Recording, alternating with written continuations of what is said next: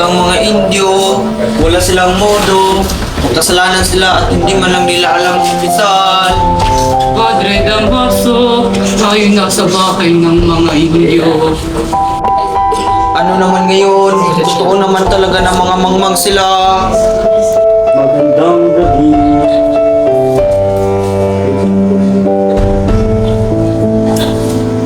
Pinagagalak ko ipakilala sa inyong lahat. Anak ng aking mga kaibigan sa Kristo mo para.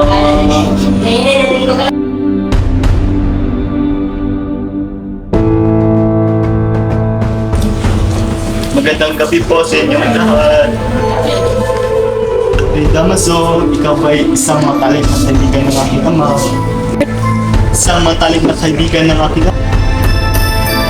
Hindi ako bingi, narinig ko ang iyong sinabi pero nagkakamali ka. Hindi ko naging kaibigan ng iyong ama. Paumanhin po.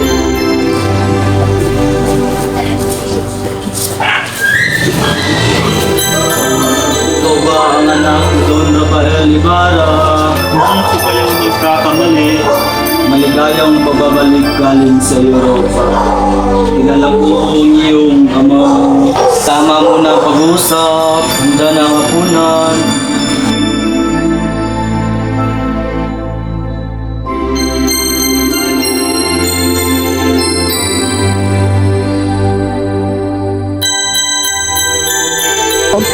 Inata, naging kaibigan ko ang iyong ama. Mukhang kilala niyo ang aking ama. Pwede ko bang itanong kung paano siya namatay? Hindi ko alam. Alam mo naman siguro kung saan siya namatay. Hindi ko po alam. Wala man lang bang nagsabi sa iyo na namatay siya sa bilangguan? Bakit siya namatay sa bilangguan? Kahit marangal ang iyong ama, nagkaroon siya ng mga kaaway.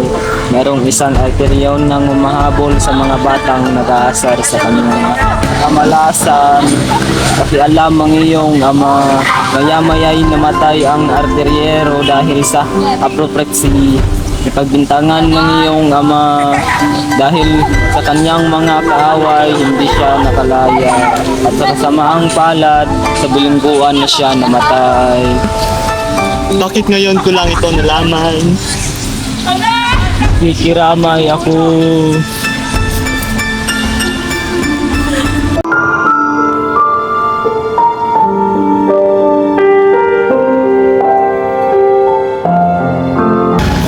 Mama, nalilig na rito. Munti ko siya madama. Gusto ko niya.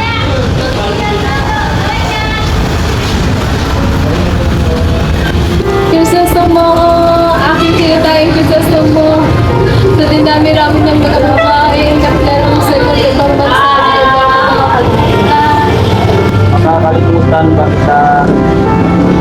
Wala akong kapangyarihan na ikay hindi isipin. Tingin ko ang birthday incarnation ng ating bansa ay walang ibang kita. Lagi din kita, nais. Naalala ko nung isang araw nagalit ka. Naglagay ako ng corona ng oil sa sa ibabaw ng ating ulo. Pero nung kinuha yun ng nanay mo at pinagdidigit ka ng gawin ko, umiyak ka doon pero tumawa ko kaya nagalit ka sa akin. Nung hinatid mo ako sa amin, naglagay ako ng corona ng daon sa ibabaw ng iyong ulo. Natuwa ka at nagpasalamat kaya iyon nagbati na kayo ulit.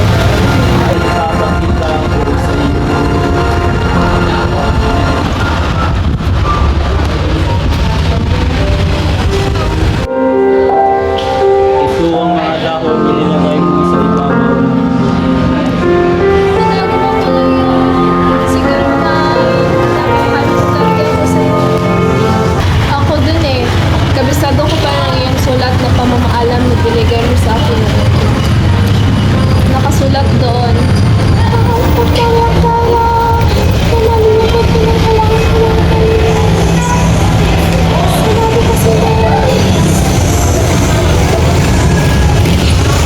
Naiinip ko na basta. Pasensya ka na, mahal ko. Dahil sa iyo, nakalimutan ko ang aking buhay. Kailangan kong puntahan ang punto ng aking ama.